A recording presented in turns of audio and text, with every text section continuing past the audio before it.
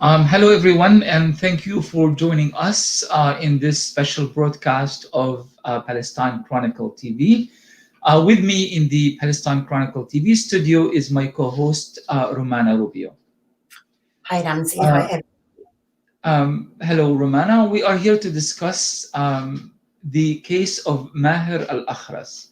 Now, some of you might have already heard of Maher's hunger strike. He has been, as of today, he has been on the 74th day of hunger strike. And his hunger strike is going to continue, as he said from his hospital bed yesterday, until two things are achieved. Either he dies in Israeli custody or he is immediately freed to be with his wife and his children. Now, one thing that registered with us at the Palestine Chronicle is the fact that yesterday, of course, we had been covering the story quite extensively, frankly, as we have always give very special attention to the stories and the plight of Palestinian prisoners in Israeli prisons. Many of them are held without trial, without due process, and without charge. But the thing that really registered with us yesterday was the fact that his wife joined her husband's hunger strike, and when they asked her why, she said, because nobody seems to care.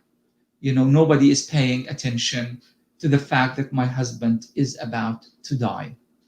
So at the Palestine Chronicle, we've decided, well, this is not acceptable, and not only we need to give the story more depth and more context, but we are also calling on our readers to come to the help of Maher al-Akhras and to raise awareness of his situation. Before we continue, let's watch this short video about Maher's case that might give you a bit more information, and then we will get back to the discussion.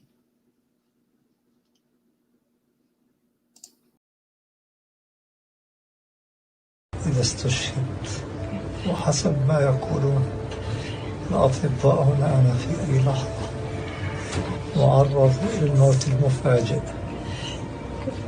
أنا برجو عدم تشريحي. هاي وصيتي لعائلتي.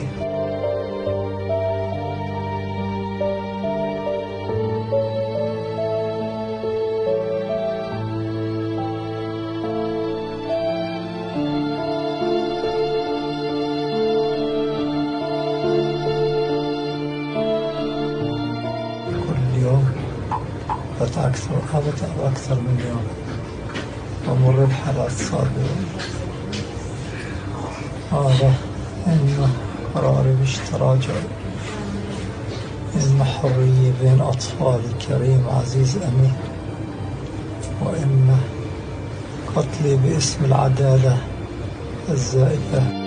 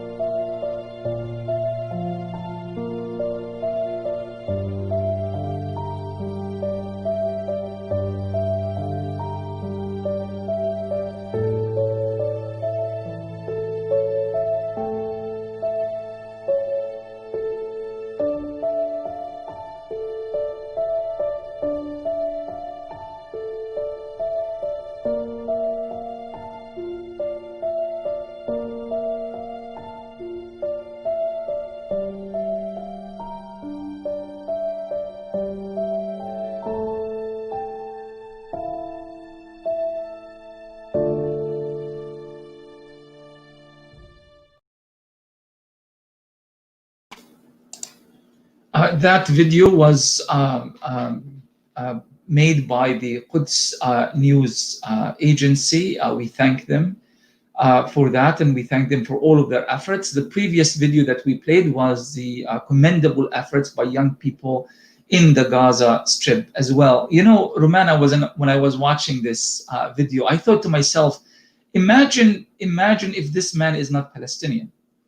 And imagine if he is in a situation where he is presented, by the guardians of human rights and democracy in the West, say in China, for example, or in Russia or in any other part of the world. Imagine the kind of attention that he would be receiving right now. But in the case of Palestine and the Palestinians, we hardly are able to even get human rights organizations to even make a mention, let alone do something about the case of Maher al-Akhras. What do you think? Yes, absolutely. And the impression that we get is that when we listen to his wife's words, Taghrid's words, when she says, "I'm not getting enough solidarity," the impression is that they feel alone, but they're actually not alone, because, Ramzi, there are at least 357 Palestinians held in administrative detention in Israeli prisons right now, as of June 2020, and almost 5,000 Palestinian prisoners held in Israeli prisons. And we know that the administrative detention is a stark violation of international law. And of course, as you said, all human rights are completely forgotten in the case of these prisoners. That's right. And so, but this time we are doing something different. We are not just going to, or hoping to raise awareness of Maher's case, but we are actually calling on our viewers, our listeners, and our readers at the Palestine Chronicle and elsewhere to actually take action. Because people in these situations feel quite helpless. Like, okay, I understand the injustice of it all, but there's really very little that I can actually do about it. And here at the Palestine Chronicle, we want to present them with practical ideas. What is the first of these ideas? Yes, because of course our readers keep asking us, what can we do? So we thought of things that you can actually do to raise awareness of al-Akhras' illegal incarceration. So we were thinking of sending a letter, and we wrote a draft letter that you can find in the comment section to several human rights organizations. Also in the comment section, you can find the contact pages of these organizations, of Amnesty International. So let me just interrupt you here for a second, just to say, to emphasize the fact that the letter is already written for you. All you need to do is to cut and paste that letter, and all you need to do is just insert the name of the organization you would like to send the letter to, be it Amnesty International, be it Human Rights Watch, or whatever local or national human rights organizations that operate in your country and in your city. I am going to read the text of that letter very quickly. Dear, and then you put the name of the organization.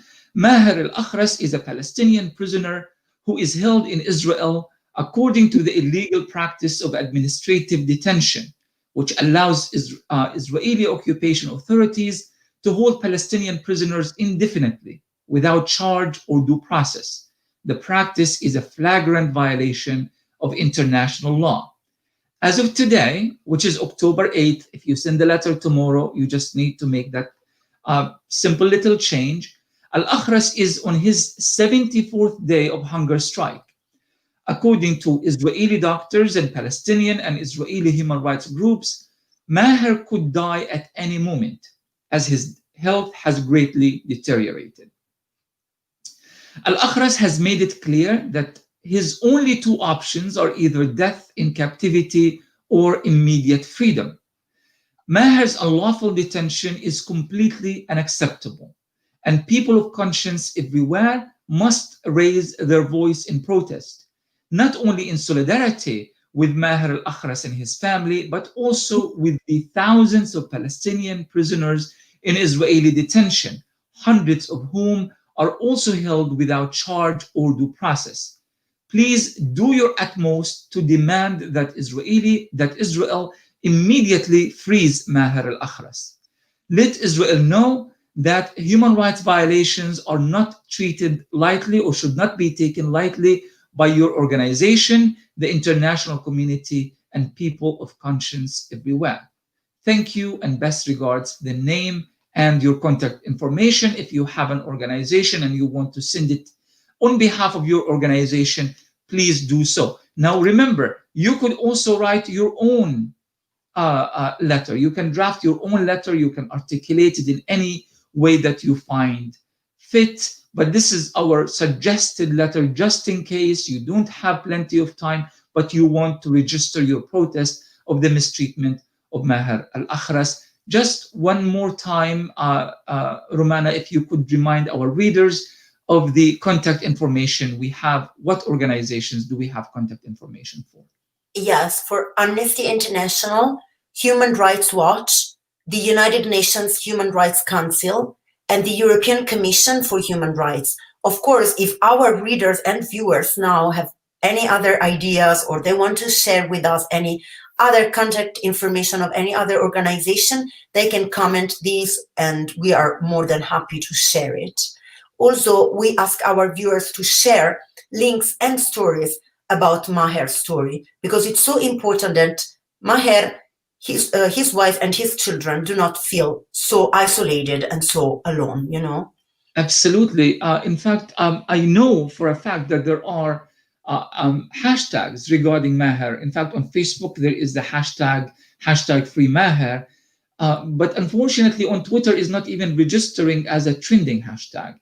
And you know, thinking about how you know, difficult his health situation is, and the fact that indeed he could die at any moment, one would think that he needs and deserves, as a Palestinian activist and justice fighter, he does deserve far more attention than this. So, and I think we are also linking, Romana, at the bottom of this, we are linking to the various hashtags that can be used. We have hashtag Free Maher Akhras, hashtag Free Maher al-Akhras, and hashtag Free Maher. If you could kindly share that one more time and perhaps put it on the screen, that would be fantastic, so that people would know actually how al-Akhras's name is actually spelled. In the meantime, I will play the original video that we showed. Again, commendable effort by Palestinian activists in Gaza, the October 6th group.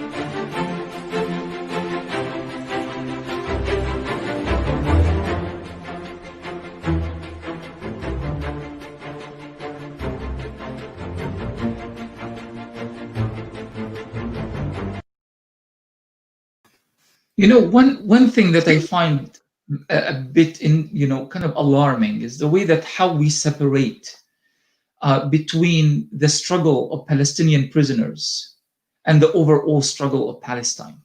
It's like there are two separate issues.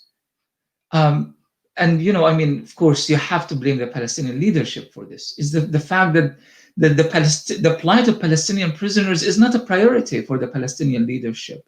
It doesn't top the agenda. It should be always there. It should always be At the start of every conversation regarding Palestine, we are looking not only at 5,000 prisoners in Israeli prisons coming from all factions, not just Hamas or the Islamic Jihad, but also Fatah and the socialist groups, and also many who are not even affiliated. Many of them are also children, women, and hundreds of them have serious health issues. Yet somehow, whenever that issue is discussed in public, it is discussed as if it's an issue of mere human rights. And we only seems to actually notice is when a prisoner is on a hunger strike and is an advance strike, meaning that it's been on a hunger strike for many days.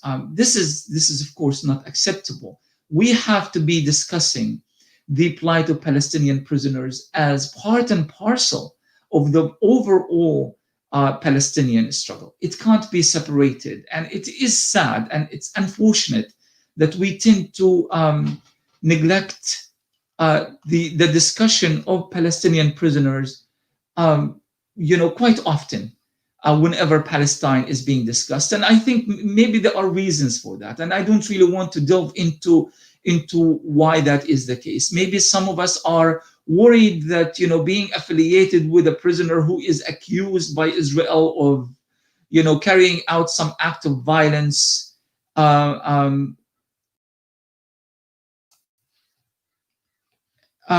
it's something that is maybe worrisome for some people.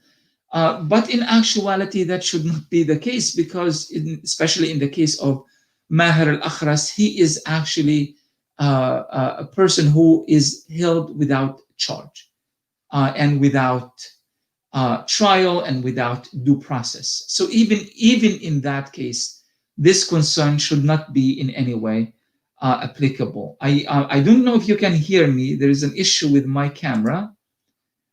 And I'm trying to get back here. I'm going to have Romana give you more information while I try to deal with my camera situation.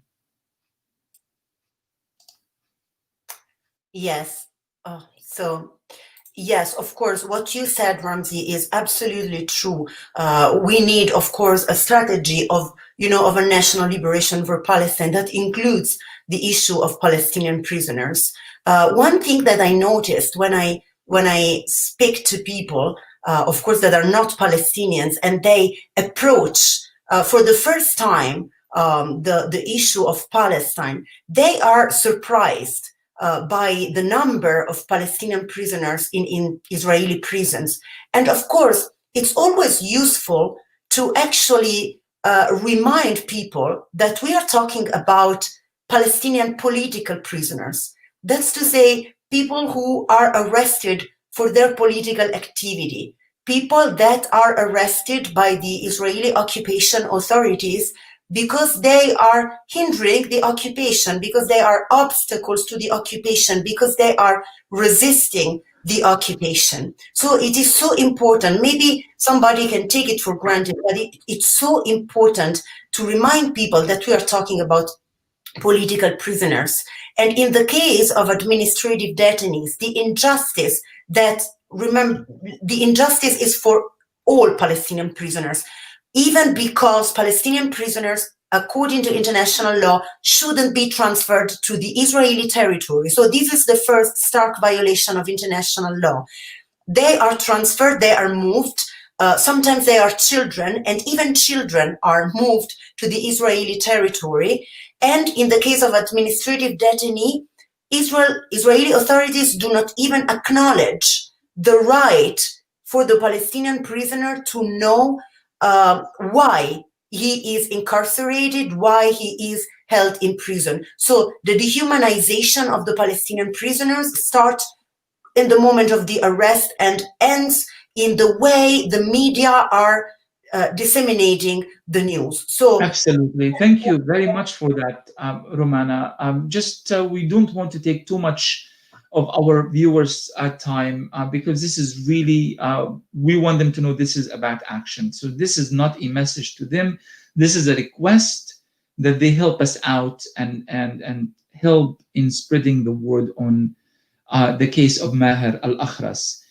So please look at the bottom of your screen at the comment section, and you will find pretty much everything you can do, and it's really done for you. You just need to cut and paste, and the contact information, the contact pages are already there. I think in the case of a Human Rights Watch, I think you have to select your region before you send the text. Again, registering your voice of protest and asking these human rights organizations to make a big deal out of this, because there is a man who's dying, and that man is a microcosm of hundreds of other men and women who are also being subjugated and mistreated and humiliated in Israeli prisons. So please do the best that you can. And we are going to here just remind you that we are covering this story extensively at the Palestine Chronicle. So if you want to stay updated, there is almost a daily story on Maher's situation, and we are doing our best to also keep the story afloat in social media. So go to the PalestineChronicle.com, get more information, and educate yourself and others on this subject. And we are going to finish with this video from Quds News Network. They are also doing such a splendid job on spreading the word on the case of Maher and other prisoners. Romana, is there anything else you would like to finish with before we play the video? No, really just to follow Maher's story, to follow the story of all Palestinian prisoners, and to take action now. Absolutely. Thank you very much for that, and thank you for joining us. And we'll be back very soon with another broadcast from the Palestine Chronicle Live. إذا استشهدت وحسب ما يقولون الأطباء هنا أنا في أي لحظة معرض للموت المفاجئ. أنا برجو عدم تشريحي. هاي وصيتي لعائلتي.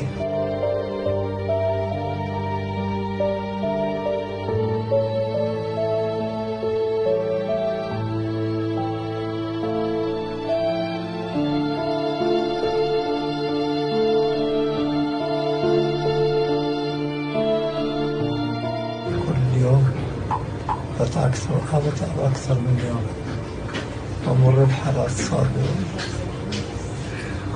هذا إن قراري مش تراجع، إن حرية بين أطفالي كريم عزيز أمين، وإن قتلي باسم العدالة الزائفة.